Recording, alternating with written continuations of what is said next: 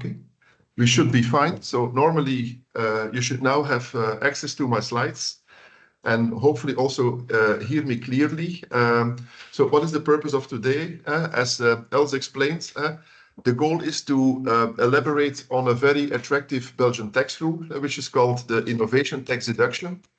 And obviously to see how we can marry this rule with the famous Pillar 2 rules that have been converted into Belgian tax law as well, as I presume is the case for most of you in your respective jurisdictions, because as you know, and as I will explain later on, Pillar 2 better is let's say an international rule pushed both by the OECD and the European Union for the purpose of making sure that in particular big companies, international groups pay at least 15% corporate income tax in each jurisdiction where they are based. So, what do we have on the agenda in the coming 1 hour? Well, basically, I will start by explaining to you what the innovation tax deduction is all about, so that you have a good understanding about the mechanics of this, again, very attractive Belgian tax feature.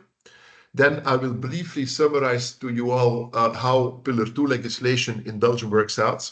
This should sound fairly familiar to most of you, to the extent that your local country has already enacted in its local tax legislation, Pillar 2 legislation. Should be fairly similar because, again, the basis is international tax law, so both an EU directive and the OECD legislation. And obviously, the challenge here is to marry both. So Belgium did a good effort, I would say, to come up with what I tend to call the perfect marriage, to make sure that the attractiveness of the innovation tax deduction in Belgium stands and keeps on standing, despite, I would say, the introduction of Pillar 2 legislation in Belgian tax law. So this is what we will be doing the next hour. Obviously, if you would have questions, feel free to raise them. Feel free to send an email after this webinar, whatever makes sense to you, whatever fits into your agenda. But obviously, I will be pleased to answer your questions. Okay, here we go. So what is the innovation tax deduction? Yeah. So first of all, as you may know, Belgium is not a tax haven. Belgium is not a tax haven at all. Belgium is actually known for its relatively high taxes, both in terms of corporate tax, personal tax. Now, corporate tax, since a couple of years, is, let's say, relatively digestible, I would say, because Belgium started to align with what I tend to call an average corporate tax rate, as you can typically see at the level of the European Union and even beyond. So our corporate tax rate standard is 25%. We have a reduced 20% rate for small and medium-sized entities, but let's say, as a matter of principle, the standard corporate tax rate in Belgium is 25%. Bon. Now, typically for Belgium is that, again, we are perceived as what I tend to call a high-tax jurisdiction, but we have some nice tax oases, I tend to call them, some niche areas where you can really come up with a fairly low effective tax rate that you can typically also model yourself, design yourself, depending on the way you organize your business and so on and so forth. That's one thing. Now, the innovation tax deduction is a very outspoken example of, let's say, a very attractive Belgian tax rule allowing small and big companies to define their own effective tax rates. Now, it's all about innovation. So innovation means two things, R&D and IP. And as you know, the goal obviously is that R&D ultimately results in IP, in an intellectual property right, which hopefully generates recurring income for the taxpayer at hand. And that's what the innovation tax deduction is all about. As most of you know, this is not unique typically at EU level. Why?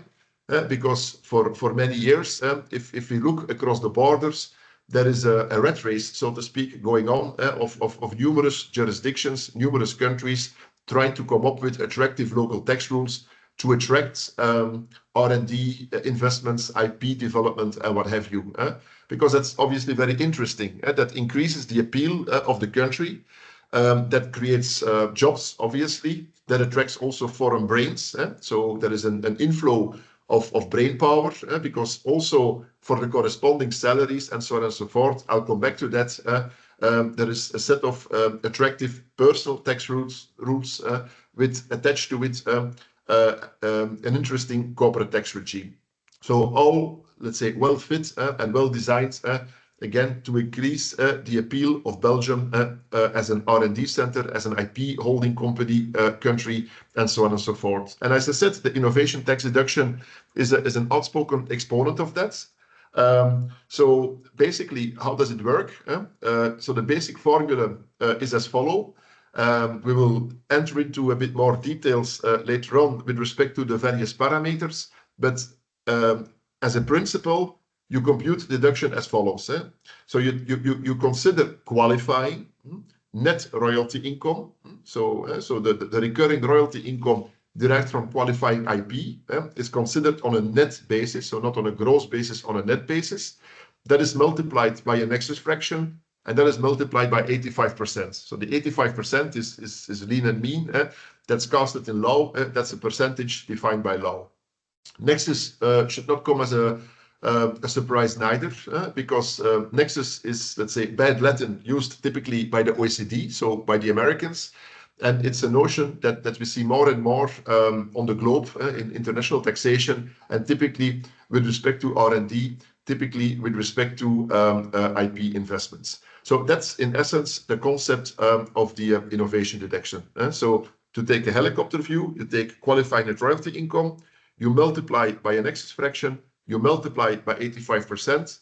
That gives rise to an amount X, X euro, X dollar, what have you, and that's the deduction. That's a deduction of your taxable basis as a company IP owner. That's the mechanics. That's the basic formula. Bon. Having said that, if we now enter into a bit more detail as far as the various parameters are concerned to determine and to make sure to ascertain whether or not a certain taxpayer is eligible for this attractive tax rule, well, then we need to raise ourselves a couple of, let's say, factual questions, conceptual questions. First of all, very importantly, who is eligible? What taxpayers in Belgium are eligible for this deduction? Who can claim it? Well, here the scope is broad.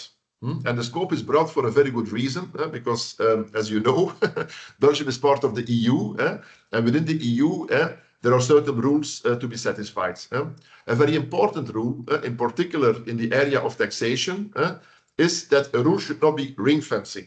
Ring fencing meaning that the rule is only eligible, let's say, for the happy few, for those that satisfy the conditions. But if the conditions are stringent, then de facto, a local legislator minimizes the scope.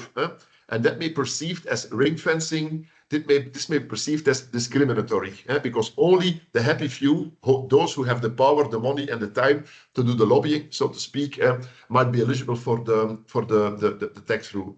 That's not the goal. The goal is typically within Europe to have a rule that is EU compliant, to avoid that within this and a couple of years, Belgium would have an annoying, a delicate, an embarrassing even discussion in Luxembourg in front of the European Court of Justice to explain, to justify why the rule is not discriminatory and is open for everybody. So that's not what you typically want. I think there are more than enough examples at EU level, in particular in the area of taxation, where EU member states have had to adapt their local legislation to make it compliant with the EU. Well, the good news is that Belgium has not opted to pursue that route. It has opened up the scope of the innovation tax deduction as broad as possible. So what does that mean? That basically means that every taxpayer, small or big, and you all know that at EU level, for the purpose of grants, subsidies, but also under domestic tax law, that we all have our own criteria, typically determined in function of headcount, balance sheet total, turnover, to determine whether a company is big or small. Now, the good news is that it doesn't really matter for the purpose of the innovation tax deduction, because both big and small companies, as long as they are active, obviously, on the Belgian market in a way that they are subject to corporate income tax in Belgium, they are eligible for the deduction. That is great. Also important and also good to know is that even a PE, so a permanent establishment of a foreign entity, is eligible for this rule. As you know, a PE, a permanent establishment, is a tax notion. It's not a legal notion. You can compare it with a legal branch for corporate law purposes. But the PE basically means the operational extension of the scope of activities of a foreign entity into another country. That's a PE. So if you are a PE, then you are not resident to resident corporate income tax in Belgium, but to non-resident corporate income tax in Belgium. Because you're only a PE, you're a resident per definition of the other country. So where the head office, the legal entity as such, is being based. So the good news is that the scope is quite broad. So big, small companies and PEs active in Belgium are eligible for the deduction. There is neither any, let's say, limitation in terms of nature of business. So basically anyone, it's not only the pharmaceutical business, not only the biomedical business, and so on and so forth, but everybody who has the qualifying IP is eligible. So that's good news, because that should prevent Belgium from having to justify the scope, the alleged narrow scope of this rule in front of the European Court of Justice. Bon. So first of all, good stuff. So everybody a priori is eligible. Obviously, that everybody should have the qualifying IPR, intellectual property rights, because we are talking about the innovation tax deduction. Now, on this point, if I take one step back, until July 2016, so time flies, almost 10 years ago, Belgium used to have what is called the patent deduction, and that has changed because the patent deduction has been replaced with a transit regime and has been repealed and ultimately replaced by the innovation tax deduction. Now, the word is clear. The patent deduction only used to apply to patents, income derived from patents, and what is called a supplementary protection certificate. Now, the scope has broadened for various reasons. Again, Belgium did not want to ring fence, very important. Secondly, obviously, the broader the scope, the more IP investments are attracted to the country. So it opens up a bigger window, a broader window for jobs, for R&D, for business, and what have you. So only good news. And obviously, there has been lobbying. There has been lobbying. But the good news is that, and it makes Belgium obviously much more competitive if we look at what is going on typically in neighboring countries like the Netherlands, for sure, Luxembourg, obviously, also France. To be competitive with those countries, it's good that the scope is broad. So, bon, having said that, what is the rationale here? So it's all about R&D. R&D that ultimately results in an IPR, in an intellectual property right, and what are the qualifying intellectual property rights? So there is a definition casted in stone, defined by law, patents, obviously, as before, supplementary protection certificates. Well, basically, that's a kind of a derivative of a patent, which is not a patent. But in essence, it comes down to kind of patent protection, but the light version, so to speak. Third one, very important one, software protected by an author's rights. As you may know, there is international, even EU legislation as to what is an author's rights. Very important notion, in particular in Belgium, also for the purpose of personal tax, which is a totally different debate, obviously. But if you have software and it's protected by an author's rights, which is often the case, which is likely the case, then you're good. And typically, and to summarize, you are protected by an author's rights if what you have developed, so if the outcome of your software development resulted in something which is visible, so it cannot merely stick and be locked up into the brain of the developer. It should be visible. You should be able to commercialize it, and it should have a concrete form. That's in essence what an author's right protection comes down to.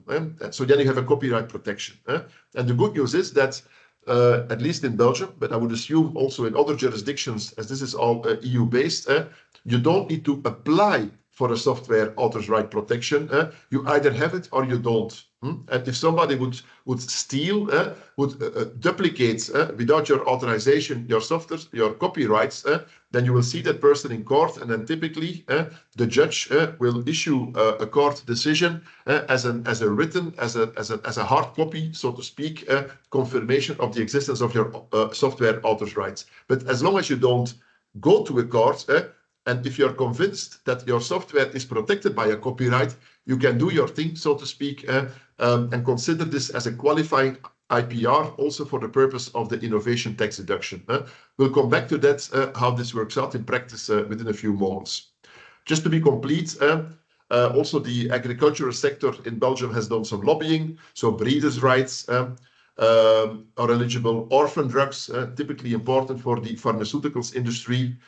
Also an important one, because sometimes, typically during a startup phase of an IPR protection, people want to test their IPR, so go out, be on the market, and so on and so forth. But typically, if the IPR is still, let's say, in a growing phase, in a startup phase, with some childhood diseases, hence the testing phase, they want to avoid that somebody steals and copies their IPR. And that's why you can go and see the government and obtain and negotiate what is called market exclusivity. Only you can do this, and nobody can steal your IPR. This is what is called data or market exclusivity. And during that startup phase, I would say, during that exclusivity phase, that protection, you are eligible to apply the IPR.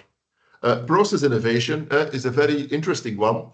It's not an IPR that is defined actually in, let's say, legislation, IPR legislation as such. It's a definition laid down in Belgian tax law, and it's all about efficiency. Yeah. So if you have developed something that gives you cost efficiency, or that may improve your profitability, and you can demonstrate that, typically on the basis of a benchmarking study, that also qualifies for tax purposes as an IPR, eligible for the innovation tax deduction. So it's typically cost savings, typically synergy profits, and so on and so forth. So very interesting, and we see quite some interesting rulings in Belgium. Belgium is a tax ruling country, as you may know, with some do's and don'ts, some best practice guidance as to how to put this into practice. So this is the, let's say, the shopping list of qualifying IPR. So in practice, we mostly see patents and software, but that does not mean that, for example, process innovation or the other ones may not come into play. Very important, because this is the rationale here. The goal is to promote R&D development, is to promote IPR ownership in Belgium. Yeah, so we are typically in the brain power world, so to speak, area. So the goal is not to promote commercial activities, because that's not sufficiently innovative, so to speak. So if it comes to IPR, which is very much commercial / marketing driven and related, these type of IPRs, typically a trademark, a logo, these type of things, they are not part of the scope of the innovation tax deduction. Let me be very clear. So there should be an innovative development aspect attached to the IPR in question. Bon. Okay, so this is the wish list, so to speak, of qualifying IPR. But what do we need to hold in terms of ownership? Also here, fairly good news. Fairly good news. So Belgium has not a common law, but a civil law legal system, with thanks to our good friend Napoleon, who has spent some time in our country as well. So we have a civil law which is very close to a Napoleonic law, French or ancient French civil law. So we are familiar with the notions of full legal ownership, bare ownership, usufruct, usufruit in French. So basically meaning that you don't need a full legal ownership. Also economic rights, typically usufruct. So the right to exploit, to derive economic benefits, economic profit, and what have you, from an IPR is sufficient. So it's good news because it's fairly broad, and that opens up the box again. Now for software, as I said, software should be protected by an author's right to be eligible. And as I said, unlike a patent or other typical formal IPRs, from a legal protection perspective, typically you need to contact a patent office or an IP lawyer to help you to file the requests, to negotiate the request, and ultimately, and this may take a couple of years depending on your scope, Belgium, Europe, or the world, before you have the actual written confirmation, the certificate that you are the owner. For software, there is no need to, as I said, you either have it or you don't.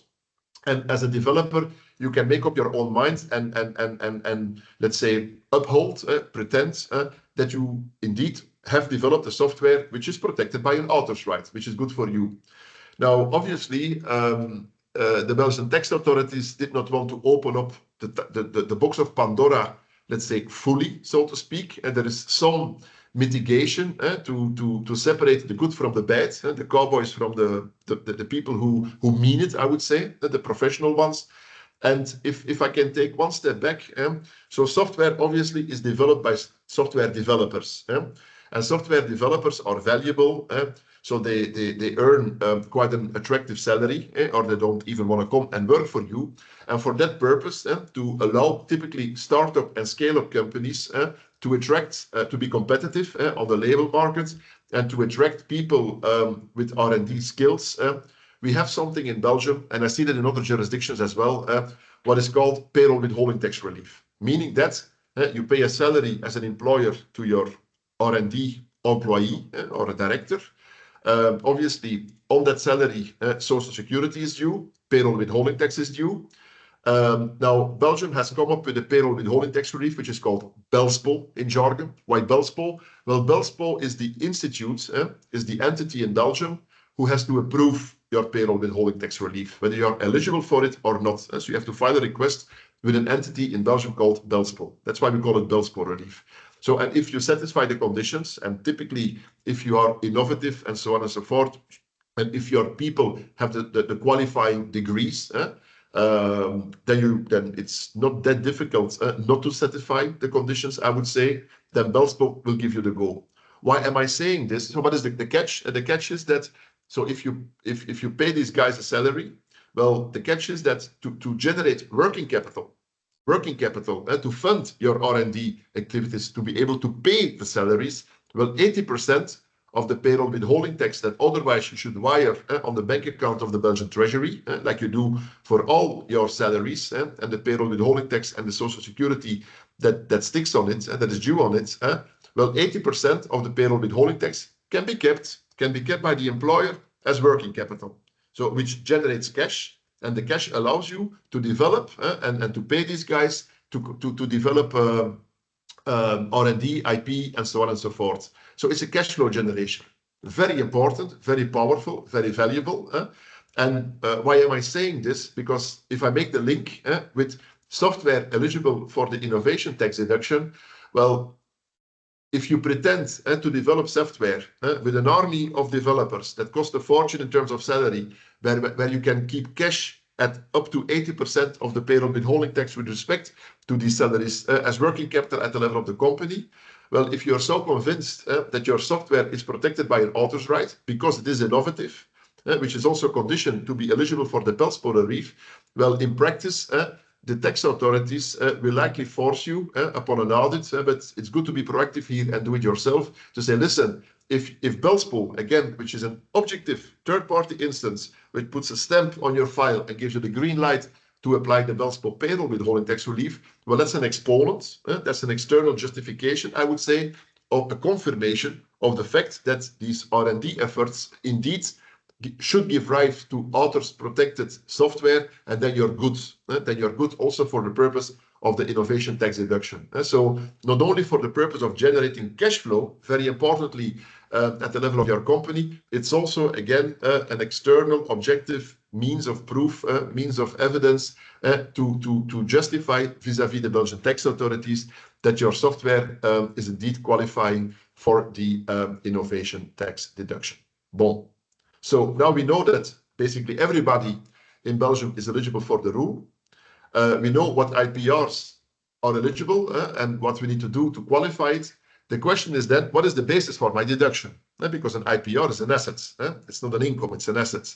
The asset, ideally, hopefully, should generate income, and is that income that we can deduct following that nice formula I explained at the beginning, that we can deduct from our corporate tax basis, and that will obviously reduce your effective tax rate. Bon. So typically, IPR generates royalty income. It's a kind of business income, but it has a very specific classification. It's a royalty. And as you know, I'm sure this will apply to any jurisdiction participating in this webinar. The remuneration, the compensation for the use of an IPR is called a royalty. It's a royalty. Bon. There are two types of royalties for the purpose of the innovation tax deduction. There is what is called an explicit royalty and an implicit royalty. Yeah. First of all, let me commence by saying, very importantly, it will not come as a surprise. This is an attractive rule. So people could be inspired to boost the royalty income, to reduce to a maximum extent their taxable basis and pay less taxes. That cannot be the goal neither. So only royalty income which is at arm's length, meaning that which meets a market condition, which genuine third parties would also have agreed upon on the market. Well, only if the royalty is at arm's length, you're eligible for deduction. So if you artificially boost, typically within the group, your royalty income, then there is a problem. So you should be able to evidence, make sense, that your royalty income meets what is called the at arm's length standard, that it is an open market, a fair market royalty level. That's one thing. Bon. Now, what is the difference between an explicit royalty and an implicit royalty? Let's start off by the easy part. An explicit royalty is a royalty that is booked as such in your P&L. Why? Because you are the owner of a qualified IPR, say a patent. Yeah. And what do? You give a license, so the right to use to a licensee within the group or a third party. Well, if you give a standalone license, then the licensee, based in Belgium, based abroad, based in the EU, beyond the EU, intra-group, third party, doesn't really matter, then the licensee will pay you a royalty because your invoice will be the royalty, because you don't do anything else than granting a royalty, a license, compensated by the payment of a royalty. That is called an explicit royalty, and that's easy because you just need to look at your P&L, you look at the appropriate account of your P&L, and then you will see royalty income, and that's my royalty income. That's my starting base to compute the innovation tax deduction. That's the easy part. Now, can also be different, obviously. Let's take the pharmaceuticals business industry as a very good example. Companies hold IPR, say a patent, say software, but they don't give a license to somebody else. They exploit, they commercialize the IPR themselves. So they use the IPR for their own business, not for the purpose of the business of the licensee, in case of the explicit royalty, but for their own business. And then, for example, take the pharmaceuticals business, then they develop pills, medicines against corona, against COVID, and they sell that on the market.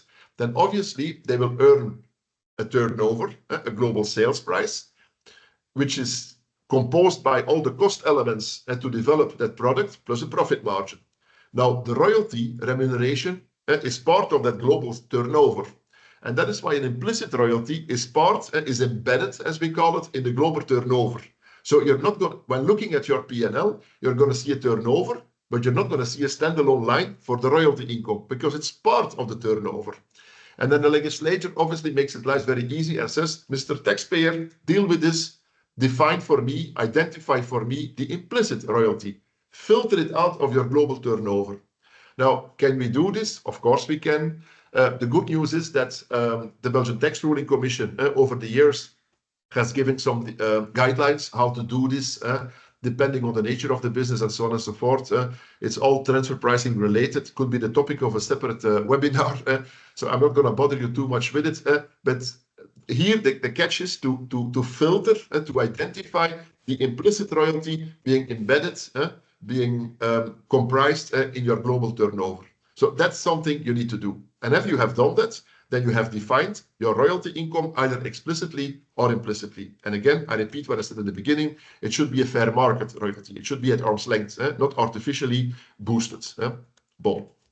Now, the royalty as such is not good enough. We need to come up with the net royalty, not the gross royalty. The goal is obvious. Typically, a royalty is the outcome of R&D efforts. R&D efforts typically are R&D expenses. these expenses have already been booked in your P&L, same financial year, prior financial years, and typically and mostly they have been fully tax deductible. They may have even resulted in tax losses carry forward, credits, or what have you. So because these expenses were deductible, if we would apply the innovation deduction on the gross royalty, implicit royalty, explicit royalty, then there would be a double dip. There would be a double deduction. And Belgium is not that generous. So that's why we need to come up with a net royalty.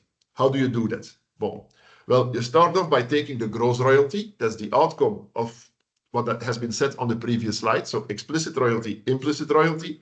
And then you deduct, first of all, your R&D expenses, of the same financial year.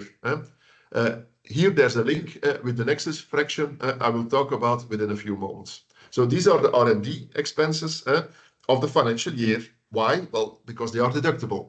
And the goal is not to deduct them twice. Obviously, Rome is not built in one day, neither is Brussels. So typically IPR is the outcome of efforts of many years before, because this takes time. You have testing phase, trial phase, blah, blah, blah, blah, blah. So also in prior years, as I said, you likely will have deducted R&D expenses. And this is what we call the historical R&D expenses. So it's not because they relate to a previous financial year that they should not come into play to determine the net royalty, because they may still be on your tax return as a taxless carry forward and other tax assets. You have used the credits, refundable or not, and so on and so forth. Now here, as I said, Belgium used to have the patent deduction, which has been replaced by the innovation tax deduction. And all of this happened in July 2016. So this is the cutoff date. The cutoff date. So historical R&D expenses should have incurred as of that cutoff date. So, and then you add them up and you see what amount it is. Now, obviously, if you have to go back quite a number of years, that amount can be a big amount. Can be a big amount. Typically, R&D can be pretty expensive. The goal is to have your return over the years to come. But if you would have to deduct on top of your R&D expenses of the year as such, all the historical expenses, your net royalty might be negative. Can happen. And a net royalty, which is negative, is that means no deduction for that particular year, which is a bit sore. So here, and for that reason, the legislator has been flexible. So you can choose to either deduct the historical expenses one shot, and then it's all behind us. So going forward, there are no historical deduction R&D expenses anymore for the years to come. Or you may spread them over 7 years to ease the pain and to maximize your net royalty. So that's a mathematical balance you need to strike. And again, the simulation of the computation of your innovation tax deduction should guide you through the decision process. So what is the net royalty? Gross royalty minus R&D expenses of the year at hand. I'll come to that when I talk about the nexus fraction, minus the historical R&D expenses as of July 2006, one shot or spread over 7 years to ease the pain, as I said. That's my net royalty. So remember, if I take a step back, if we look at the computation methodology, you have your net royalty times the nexus fraction times 85%. That's the mechanics. Now, what is the nexus fraction? The nexus fraction comes from the OECD. And that's why likely in most jurisdictions we will have this notion. It would not surprise me. The nexus fraction actually is a fraction to, let's say, to make sure that a deduction like the Belgian innovation deduction or a similar rule in your country meets the rationale, the philosophy of this deduction. But the goal is also typically to enhance, to promote, to encourage R&D efforts in your country, not in other countries. Not that we don't want to sympathize with other countries, but you allow a significant deduction for corporate tax purpose in your country, then obviously, ideally, the Belgian economy should benefit from it, as also applies, obviously, for the same reason to other jurisdictions, to other countries. So what does that mean? So the nexus fraction is a fraction, all right? So we have a numerator, so A divided by B. So basically, obviously, the higher the fraction, the higher the deduction. So the lower the fraction, the lower your deduction. That's the mathematical logic attached to it. Now, how does it work out? Well, first of all, what are the good parameters, so to speak? Well, to the extent that you have own R&D expenses, that's the A, meaning the salary of your R&D staff. So that means that you have own staff, employment in Belgium, R&D people, you know what I mean? Good to develop things, good for the increase of knowledge, skills, and what have you in Belgium. So this is clearly promoted. So boom, the more own R&D people you have, the better it is. On the other hand, for budgetary reasons, for knowledge reasons, for practical reasons, for timing constraint reasons, you may not be able to do it all yourself, and you may want to outsource. And that's the B. The B and the C, actually, because you have good outsourcing, bad outsourcing. Let's start with the good outsourcing. Bon, if you outsource to a third party, well, then you're with your back behind the wall or against the wall. So because you can't do it yourself, or you can't do it within the group. So you pay a third party. So if you pay a third party, that's typically fairly objective. So nothing dodgy, nothing where you optimize or try to optimize. So that's fair, that's fine. And the fee is at arm's length because you pay to a third party. So typically, if a Belgian, let's say, pharmaceuticals company, software developer, uses the services of a niche expert, can be a university, can be a consultant, well, that's good. Typically, these guys are also based in Belgium. Should not be the case, but can be the case. It's mostly the case. So again, good for the Belgian economy. So that boosts my fraction, and that's the B. Whilst if you outsource, and we have seen that before in the under the patent deduction, and Europe, also the OECD, had some concerns about it. With all my respect for the people in India, I will take this as an example, but under the old rule, what did we see? There is quite some knowledge, good education, excellent universities, great staff in countries like India. And if you're a big group and you have an affiliate in India with highly skilled people, perfectly educated people, but who can work on a cheaper basis from a payroll perspective than what is the case in Belgium or most European countries. So what do? We outsource part of the development to an affiliate, to a related company, say in India, could be Netherlands, could be France, could be US, could be China, what have you. Well, then the rationale is, bon, if you do this within the group, I'm sure the group will benefit. Otherwise, you would never have done this. So, but we're not going to support this. We're not going to support it from an innovation tax deduction. So if you have done this, we're pretty sure that the group on balance has benefited from it. So we don't want to create double dips. So then you need to make a concession and you need to allow that your next fraction goes down. So that's why the C, intercompany outsourcing, reduces the fraction. So reduces your deduction, reduces your tax benefits. Yeah. And then thirdly or fourthly, if you want to, so in addition to the own R&D, the outsourced R&D, intra-group or third party, we have the IPR acquisition rights. What does that mean? Bon, you may have purchased the IP. Perfectly possible. In most cases, you develop, but you may also have purchased. You may have acquired. And I say purchase, it can be a contribution in exchange of shares, can be a trade, what have you. But you acquired the IP from another party. Well, then typically you will activate it on your balance sheet, you will amortize it, the amortizations are deductible, or you pay license fees to somebody else, allowing you to develop your own IP. Well, that license fee that you pay is also deductible. So again, to deceive and to minimize double dips, the D, so the acquisition, or you may have paid an IP lawyer, for example, also a very good example, to negotiate and obtain for you patent protection. That's also an acquisition cost. So these elements, boom, they reduce your nexus fraction. Okay, and this is a moving target because you may have a good year, a bad year, and there may be a shock upwards or downwards in your fraction. Let's say to avoid that, to have consistency, to have, let's say, a nexus fraction that is representative over the years, you need to upgrade. You need to keep. So once you start, you compute your nexus fraction, but the parameters stay in the fraction and they are increased or reduced on a year-by-year basis. And that's what I call a moving target. So that avoids that all of a sudden you go from boom to very low and so on and so forth. No, we have some, let's say, lean and mean average consistency. That's the goal. And Belgium is let's say, nice in the sense that you can even increase A plus B with 30%, which again boosts your fraction. Obviously, without your fraction on balance to exceed 100%, because that would be too generous neither.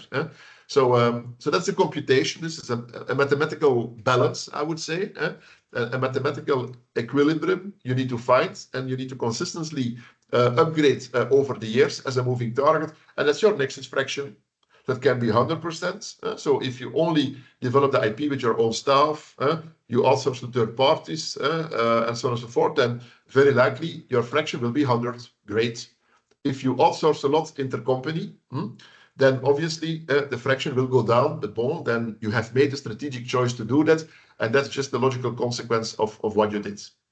So that's the nexus fraction. And very importantly, so the A, the B, the C, the D, so the sum of that, these are your R&D expenses of the year, of the financial year. This is what you will deduct from the gross royalty to come to the net royalty. Also by deducting, as I explained, the historical costs, one shot or spread over 7 years. So this is the interaction between the nexus fraction and the gross to net computation of your royalty. So here you have and then obviously you multiply the balance by 85%, but 85% is 85%. So to give you an example, so presume that we have a gross royalty of 400,000. You have R&D expenses, historical ones and current year ones of 100K. So your net royalty is 300. Okay. I assume that my nexus fraction is 100%, just to keep it easy. Bon, then the outcome is then 85% of my net royalty. My taxable basis, I look at my gross royalty on a standalone, and there can be other fees, other income, what have you, but if I look at the royalty income on a standalone basis, you see that my taxable basis reduces significantly. The corporate tax rate applicable to the net basis, so the 45 is 25%. Yeah, so my after-tax royalty is quite a nice number, because out of a gross royalty of 400, I end up with 288,000 of net, which is great, knowing that the standard rate in terms of corporate tax is 25. So here my effective tax rate is only 3.7, 3.7, which is significantly lower, obviously, than 25. And again, you as a taxpayer, you pull the string, you push the buttons, you organize yourself the way you want. Do I outsource internally, externally? I do it all myself, and so on and so forth. I mean, you design, so to speak, your own effective tax rate. So that's what happens. Yeah. So this is the essence of the computation. Some additional features to explain to you how appealing the rule is like. So it may be that your deduction is higher than your taxable basis. Mathematically, that's perfectly possible. Is that a disaster? No, because you can carry forward the excess bit. So it's a tax asset for IFRS purposes. So if your deduction is 100, but your taxable basis on average was 60, well, then you have 40 of excess, so you can carry forward the excess innovation deduction without time limit to subsequent financial years. Wonderful. Yeah. There are other things to promote R&D in Belgium. We have what is called now the technology deduction. It's an R&D investment deduction. It's another deduction on top of the innovation tax deduction. No problem. You can combine both. No problem at all. Yeah. Also important, I think in Luxembourg and in the Netherlands, that was already the case before we applied that rule. Sometimes an IPR protection can take a number of years. Typically, if you exceed the Belgian borders in terms of protection. So if you go for a European protection or a global, so a worldwide protection, can take a couple of years. Obviously, during that request period, that application period, you can already derive income, and ideally, preferably, you also shelter that and reduce that by applying the innovation tax deduction. Is that possible? Yes, it is. One thing, there can be a recapture, kind of a boomerang effect, because if at the end of the day you do not get the IPR protection because your file was not complete or what have you, or you stopped the procedure, then obviously then you're not eligible on balance at the end of the day for the deduction, and then whatever you have benefited in prior years, you need to pay it back, which makes sense. It's a give and take, but at least you have the possibility to always start claiming the deduction during the application procedure. Also very important, as was the case in Luxembourg as of day one, capital gains are also sheltered. Very important. So if I talk about royalty income, as you know, royalty income is recurring income. Recurring income from IPR you own. That's eligible for the innovation tax deduction. However, what if you sell the IPR as such. You sell the assets, the intellectual property right with the gain. Can you also shelter that gain? Because typically here quite some big numbers are involved. Can you also shelter that by applying the innovation tax deduction? The answer is yes. The answer is yes. There are some conditions to be satisfied, but they are fairly flexible. So as a matter of principle, you can opt to also apply the innovation tax deduction to the gain.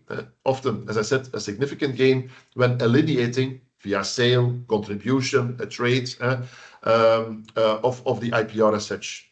And to give you the full picture, Belgium is a ruling country. You can obtain written sign-off of the Belgian Tax Ruling Commission, so the Belgian tax authorities, that you are eligible for the regime, under what conditions, and so on and so forth. So that's perfectly possible and quite unique. Quite unique. I do have to tell you that in Belgium you can have your first meeting with the Ruling Commission on an anonymous basis. So you don't need to disclose the name of the taxpayer. Obviously, the taxpayer should not be present at that meeting. Ideally, your advisor should be there only. But that's a very powerful leverage because you talk to an expert team of the Ruling Commission, get a lot of insight, information, do's and don'ts, without disclosing the name of the taxpayer. So that's quite powerful. And for that reason, obviously, very popular in Belgium. Right? Bon. So that was so we talked about marriage, the perfect marriage.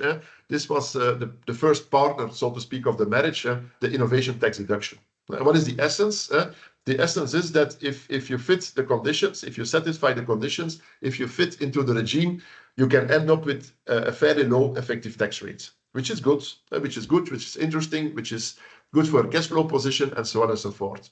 However, and that's the second leg, obviously, of the marriage, with entry into force as of 2023. I'll come back to that. Belgium was forced, like I guess any jurisdiction being part of this webinar, Belgium was forced to introduce Pillar 2 legislation. Now, what is Pillar 2? Just a brief summary, but I would assume fairly familiar to you all. That's an OECD rule. And the EU could not stay behind and came up with a similar directive, a Pillar 2 directive, making sure that big multinational companies, big meaning that you have at group level, at consolidated level, a turnover of at least 750 million, which is a big number, which forces you to file certain mandatory transfer pricing legislation in the jurisdictions involved, the country-by-country report or the CBC notification. So that rule is linked to Pillar 2. So if you're into that scope of very big multinational companies, so even if the company is big, it should also be present in at least 2 jurisdictions. You can have a global turnover of 800 million, but only be present in 1 country. Then you're not hit. You should be multinational. So present by subsidiaries or even a PE, permanent establishment, in at least 2 jurisdictions. If that is the case, following the financial crisis of 2008, following, let's say, the scandals we had, in the sense that only big players have the money, can afford the advisors, and to optimize their effective tax rate on a global scale, well, to reduce it and to come up with fair taxation, as the OECD says, we're going to make sure that if you're that big, so you exceed the consolidated turnover level of 750 million euros, well, in every jurisdiction where you're present, you should pay at least 15% corporate tax. And if it's not the case, we will make sure that it happens. That's Pillar 2. And how is that assured? Well, three-layer measures, I would say. So first of all, there can be a qualifying domestic top-up tax, so a correction tax in the subsidiary country. So you have the parent, you have the subsidiaries. So if in a certain subsidiary the effective tax rate is 10%, well, by applying a QDTT, and in Belgium we will need to file the first QDTT tax returns later in 25. Will be exciting because it's all brand new. Then the 10 can be, let's say, combined with an additional top-up tax, 5%, to end up at 5%. So that gives flexibility in first instance to the subsidiary country. Now, what if the subsidiary country says, okay, fine, nice, but I'm not interested for whatever naive reason, because obviously applying such a QDTT, especially if you're forced to do it by the OECD, so politically you can justify to your voters as a government why you have to do it. It's your decision. It's the decision of an international instance like the OECD or the EU. Why leave the 5% unharmed, I would say, and not claim it. But bon, can happen that the country said, I'm not going to do it. Second layer of defense, safety net. Then the parent company can take action. The parent company. Yeah, and that's the III, the income inclusion rule. Then the parent company country can levy an additional tax called IIR to make up for the 5% in my example. Because in the subsidiary, they only pay 10, we need 5, they don't claim it, well, we will claim it. And then finally, and this is, let's say, to be sympathetic also vis-a-vis, with all my respect, development countries or so-called development countries. So typically, if in certain countries royalties are paid or fees are taken into P&L as a cost, then there can be a UTPR correction, as it's called, by claiming a higher royalty rate or disallowing part of the deduction to again increase in that way the effective tax rate to the designed 15%. That's in essence the gimmicks, the rationale, the philosophy of Pillar 2. Bon. And Belgium has that legislation. Yeah. So has that legislation since recently, as I said, financial year starting as of December 23, so basically mostly January 24. Yeah. Bon. So why do I say this? Well, I start up with the excellent news that thanks to the innovation deduction in Belgium, it is possible to design basically for royalty income, qualifying royalty income, your effective tax rate, and it can go as down as 0.1%, so to speak. Whilst if you're a big company, then you may be hit. Not big company, Belgian company of a big group, so which is pretty exceptional, but bon, they exist. Then if because of the innovation deduction, your effective tax rate in Belgium is low, then there may be a correction mechanism to again reach the level of 15. Yeah. Bon, and that is what it is. That's an international rule, so we need to live up to that. That's a bit annoying because obviously the impact of Pillar 2 destroys the nice impact of the innovation deduction. So, and that makes the innovation tax deduction, or can make the innovation deduction in some particular cases pointless. It destroys it. So Belgium does not like that, as you can imagine, because and the taxpayers neither. So Belgium had to be creative to marry both, and Belgium did so. It was successful in doing so, and the goal of today is to explain to you how we did it and what we did. Because obviously, typically in the area of R&D, where there is also fierce competition at EU level, Belgium doesn't want to, let's say, lose its attractiveness. Wants to be competitive with what the Dutch are doing, the French are doing, the Luxembourg are doing, the Irish are doing, and so on and so forth. So that is why Belgium reacted. Okay. So what did we do? So we came up with a law of, and look at the dates, May 24. Yeah, 12th of May 24, so less than a year ago. Yeah, so for the geeks, for the freaks, this resulted in a new Article 205(1)(4) of the Belgian Income Tax Code. So this is legislation enacted in domestic tax legislation. So what did we do? So obviously we took a very close look and a very careful reading of Pillar 2, because the goal is that Pillar 2 does not destroy the attractiveness of our innovation tax deduction. And as I said, the deduction is a deduction. Yeah. So a deduction typically is something that you deduct from your taxable basis. Now the deduction was the problem, because deduction lowered the taxable basis, reduced the effective tax rate, and increased the exposure for Pillar 2 correction. Bon. So what did Belgium do? They said, listen, we need to change things a bit, and we will come up with what is called a credit. So the difference between a credit and a deduction, as I'm sure most of you know, is that a deduction, again, is what you deduct from your taxable basis. A credit, however, is something that you deduct from your tax liability. Yeah, so it's an offsetting mechanism. So it's something that you deduct from your corporate tax liability. So on balance, you pay less because you have to pay X, you deduct Y, on balance, you pay Z. That's the whole mechanism.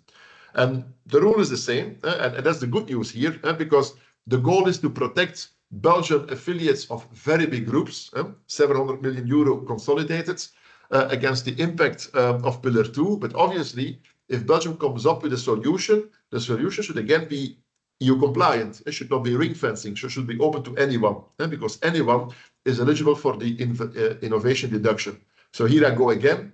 As I said in the beginning, everybody qualifies also for the credits. Belgian companies, Belgian PEs, big one, small one, no problem. So what can you do? What can you do?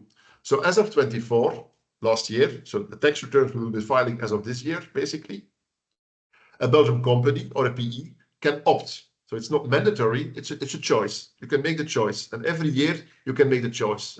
So every financial year, you look into the mirror, you say, listen, will I opt for the credit or will I do, or won't I? Bon. So what can you do? So the innovation tax deduction that you have not yet deducted, you can convert it into a credit. How you compute the credit will be explained within a few moments. Yeah. So what means that you shift from a deduction mechanism to a credit mechanism, and that's your own choice. You don't have to do it, but you can do it. Yeah, very important.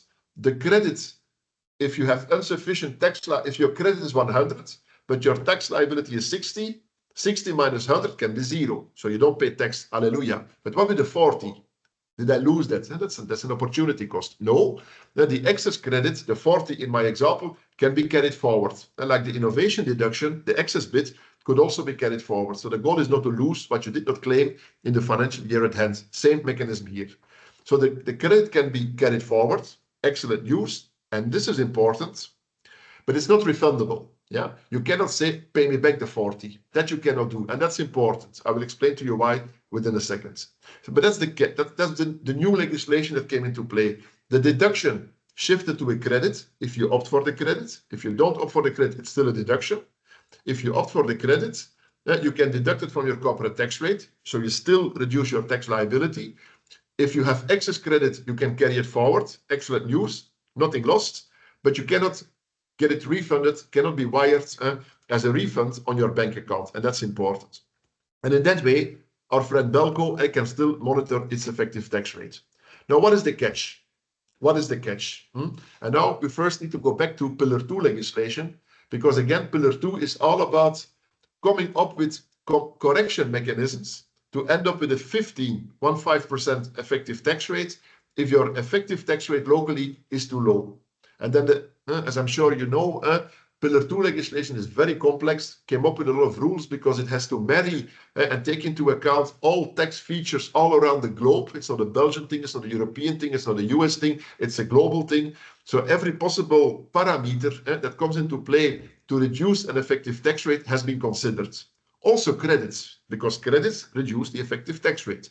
However, there is only a correction mechanism under Pillar 2 if the credit is refundable within 5 years. Yeah. So if a credit is refundable in 5 years, then under Pillar 2, you need to take into account that credit.